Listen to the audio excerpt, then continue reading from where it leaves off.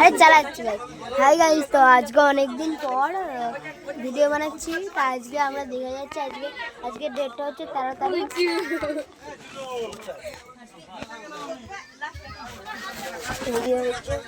ভিডিওটা ভাইরাল হবে না, তুই দেখিস না, এটা তো বলা যায়। আমাদের সাবস্ক্রাইবার তোদের মতো না। এই যে এতে আমরা 5 সিটে বসেছি। যে তো এখন ইয়েতে